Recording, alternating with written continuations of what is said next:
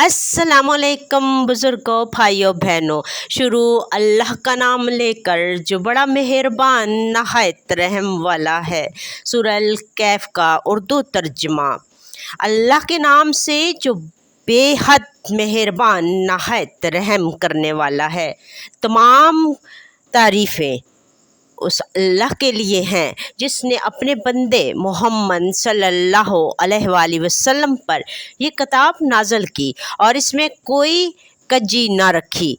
इसे सीधा और साफ बनाया ताकि लोगों को सख्त अजाब से ख़बरदार करे और उन मोमिनों को खुशखबरी दे जो नेक अमाल करते हैं कि उनके लिए अच्छा अजर है जो हमेशा बाकी रहेगा, और ताकि उन लोगों को भी डराए जो कहते हैं कि अल्लाह ने औलाद बना रखी है। ये बात ना उनके पास इल्म से है और ना ही उनके बाप दादा के पास। उनके मुंह से बड़ी बात निकलती है, वो सरासर झूठ बोलते हैं। अगर ये लोग ईमान न लाए तो ए नबी सल्लल्लाहु अलैहि वसल्लम, शायद आप उनके पीछे अफसोस से अपनी जान खो देंगे। बेशक हमने ज़मीन पर जो कुछ भी है इसे एक जीनत बनाया ताकि लोगों को आजमाएं कि कौन बेहतर अमल करता है, और हम ज़रूर ज़मीन को चटील मैदान बना देंगे। क्या आपने गार वालों और कुतबा वालों का अजीब वाक़या नहीं सुना जब वो चंद नौजवान अपने रब पर ईमान लाकर गार में जा छुपे तो हमने उन पर अपनी रहमत फैलाई और उनके काम में आसानी पैदा की।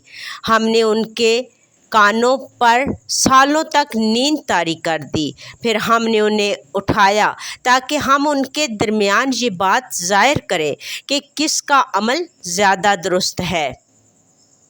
हम आपको उनका सच्चा वाक़या सुनाते हैं। वो चंद नौजवान थे जो अपने रब पर ईमान लाए और हमने उनको हदायत में बढ़ा दिया। हमने उनके दिल मजबूत कर दिए। वो कहने लगे, हमारा रब आसमानों और ज़मीन का मालिक है, हम उसके सिवा किसी को माबूद नहीं बनाते। अगर हम ऐसा करें तो यकीनन ये जुल्म होगा। फिर उन्होंने कहा, हमारी कौम तो अल्लाह के सिवा दूसरे माबूद बना बैठी है, ये उनके हक़ में कोई दलील क्यों नहीं लाते जो अल्लाह पर झूठ बांधे। इससे बढ़कर कौन ज़ालिम हो सकता है। और जब तुम उनसे और उनके माबूदों से अलग हो चुके तो गार में चले जाओ, तुम्हारा रब तुम पर अपनी रहमत फैलाएगा और तुम्हारे काम में आसानी पैदा करेगा। फिर तुम सूरज को देखोगे कि तुलू के वक्त उनके गार से दाएं तरफ हट जाता था और गरूब के वक्त बाएं तरफ से कतराता था, जबकि वो इसके बीच में एक कशादा जगह पर थे। ये अल्लाह की निशानियों में से है।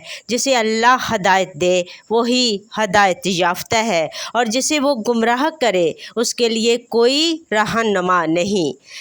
इसी तरह हमने उनको उठाया ताकि वो आपस में एक दूसरे से सवाल करें। एक ने पूछा, तुम कितनी देर सोए? उन्होंने कहा, एक दिन या कुछ हिस्सा। फिर कहा, अल्लाह बेहतर जानता है। अब आप अपने में से किसी को पैसे देकर शहर भेजो कि वो बेहतरीन खाना लाएं, लेकिन मुहतात रहें और किसी को खबर न होने दें। अगर वो तुम पर काबू पा गए तो तुम्हें संसार कर देंगे या तुम्हें अपने दीन में वापस कर देंगे, और ऐसा हुआ तो तुम फलां नहीं पाओगे। और इसी तरह हमने उनका हाल ज़ाहिर किया ताकि लोग जान लें कि अल्लाह का वादा सच्चा है और क़यामत में कोई शक नहीं। लोगों ने उनके मामले पर बहस की और कुछ ने कहा, उन पर अमारत बनाओ, मगर जिन का फ़ैसला गालब आया उन्होंने कहा, हम उन पर मस्जिद बनाएंगे। लोग कहते हैं कि वो 3 थे, चौथा उनका कुत्ता था। कुछ कहते हैं 5, छठा उनका कुत्ता। कुछ कहते हैं 7, 8वां उनका कुत्ता। कहो कि उनकी सही गिनती اللہ ہی جانتا ہے، ہم صرف وہی بیان کرو جو وحی کے ذریعے بتایا گیا ہے، اور ان کے بارے میں جھگڑا نہ کرو اور نہ ان کے بارے میں کسی سے سوال کرو، اور ہرگز نہ کہو کہ میں فلاں کام کل ضرور کروں گا مگر انشاءاللہ کہے بغیر، اور جب تم بھول جاؤ تو فوراً یاد کرو اور کہو امید ہے میرا رب مجھے اس سے بہتر راہ دکھائے گا۔ یہ نوجوان غار میں 300 سال سوئے رہے، اور کچھ نے کہا تو 9 سال، اور کہہ دو اللہ ہی بہتر جانتا ہے کہ وہ کتنی مدت ٹھہرے۔ آسمانوں اور زمین کا علم صرف اسی کے پاس ہے، کیسا خوب دیکھنے اور سننے والا ہے، اس کے سوا کوئی کارساز نہیں۔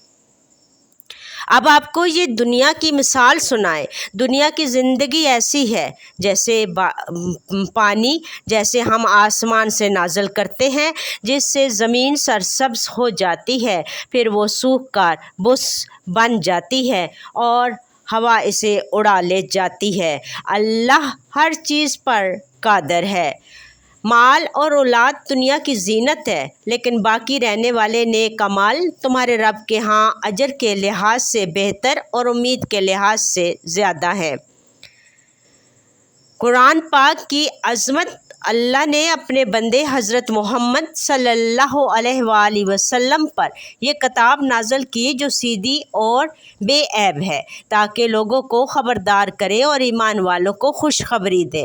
توحید کا پیغام اللہ کی اولاد نہیں، یہ وہ واحد ہے جو لوگ اللہ کی طرف جھوٹ منسوب کرتے ہیں، وہ سخت گمراہ ہیں۔ دنیا کی آزمائش، دنیا کی زینت اور خوبصورتی آزمائش ہے کہ کون نیک عمل کرتا ہے، سب کچھ فنا ہو جائے گا۔ اصحاب کہف کا واقعہ۔ کچھ نوجوان اللہ پر ایمان لا کر غار میں چلے گئے۔ اللہ نے ان پر نیند طاری کر دی جو 300 سال سے زیادہ جاری رہی۔ اللہ کا تحفظ۔ اللہ نے ان کی نیند، سورج کی سمت اور جسمانی حالت کو اس طرح بنایا کہ وہ سلامت رہے۔ بیداری اور حیرانی۔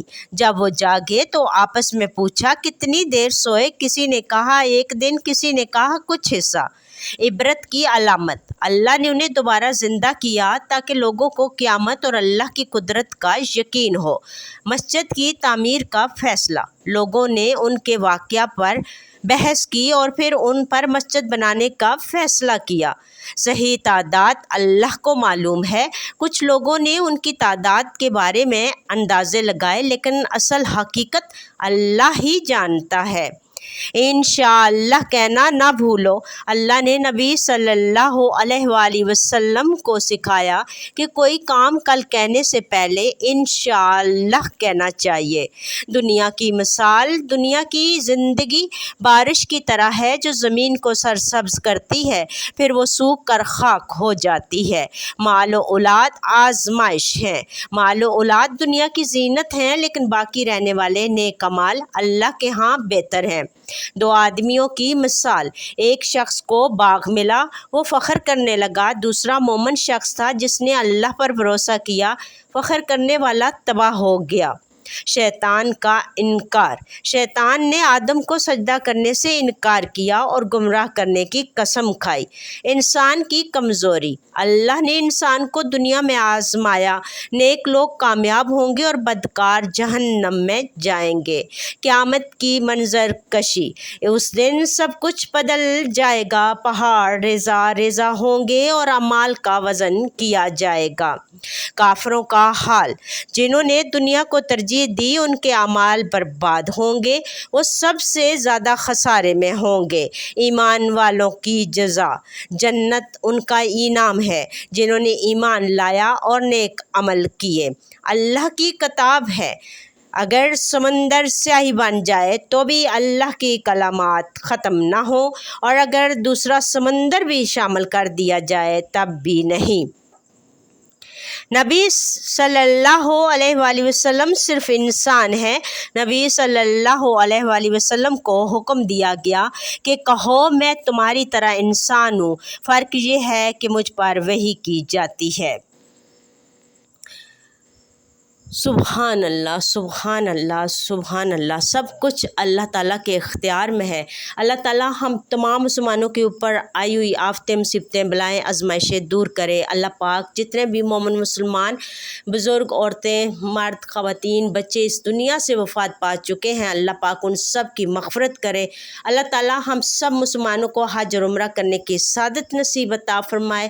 اللہ تعالیٰ آپ سب کو ہمیشہ اپنوں کے ساتھ ہنستا مسکراتا رکھے۔ اللہ تعالیٰ ہم سب کو پنجگانہ وقت نماز، قرآن پاک، درود شریف و کثرت سے استغفار کرنے کی توفیق عطا فرمائے۔ اللہ تعالیٰ کا خاص فضل اور کرم ہم تمام مسلمانوں پر ہو۔ اللہ تعالیٰ ہم سب کو دنیا اور آخرت میں بخش دے، آمین یا رب العالمین۔ مور انفارمیٹیو ویڈیو کے لیے میرے چینل کو لائک، سبسکرائب اور میری ویڈیو کو شیئر کر دیجیے۔ تھینک یو، جزاک اللہ خیر کثیرہ۔ If you happen to enjoy my video, please take a moment to like, share it with others, and subscribe to my channel as a huge thank you.